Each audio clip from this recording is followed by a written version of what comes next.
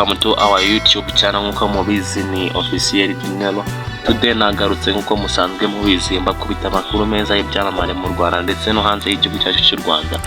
So uyu munsi tugiye kuvuga ku muhanzi wanditse amateka wakoze byinshi cyane uzwi mu gihugu cy'u Rwanda na wundi uretse The Ben.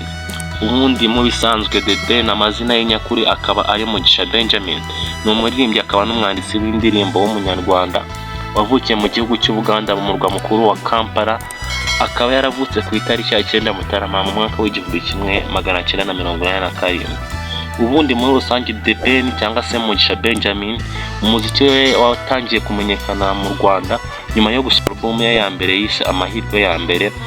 Ubwo album yise Amahirwe ya mbere yayisohoye mu mwaka w'2007 aho yaririmbye indirimbo zakunzwe nka Habib na Remeye ndetse n'indirimbo ye ya nyuma yitwa Ndaje.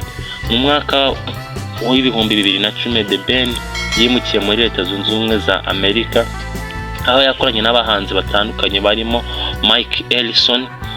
Mu mwaka w'2012 yasohoye indirimbo I Am in Love yamuhesheje igihembo cya Best Music Artist in the Diaspora muri Slax Music Awards.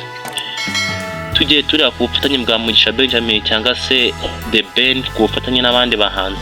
The Ben yakoranye n'abahanzi batandukanye bo mu karere no ku rwego mpuzamahanga barimo Shiba Karungi mu ndirimbo Binkolera, Rema na Makula mu ndirimbo This is Love na Diamond Platnumz mu ndirimbo Why yasohotse mu mwaka w'2021. Ubundi tugiye ku buzima bwe bwite twavuga ko The Ben yashakanye na Uwineza Pamela. Ubundi mu buzima bwa The Ben bwite bivugwa ko yashakanye n'umukobwa witwa Uwiceza Pamela mu kwezi kwa Kanama 2023. Uwo mukobwa akaba yarapfushije se Mbonima John witabye Imana afite imyaka 65.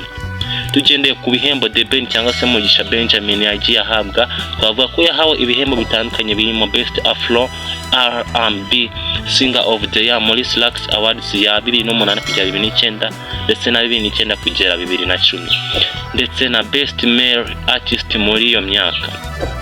Tugiye ku mbuga nkoranyambaga akoresha twavugamo The Ben ko akunze gusangiza abakunzi be amakuru n'amafoto kuri Instagram aho akurikirwa n'abantu barenga 900,000. The Ben akomeje kugira uruhare rukomeye mu guteza imbere umuziki nyarwanda haba mu gihugu no ku rwego mpuzamahanga. So ibyo bintu tuba dufite bihagije ku bahanzi tuba twagiye dushakisha nka The Ben, ariko twasoza tubabwira ko mugomba gukora subscribe kuri Officiel Dinero tugafatana nyine tugafashanya nk'abantu b'abajene. Amakuru ahoraho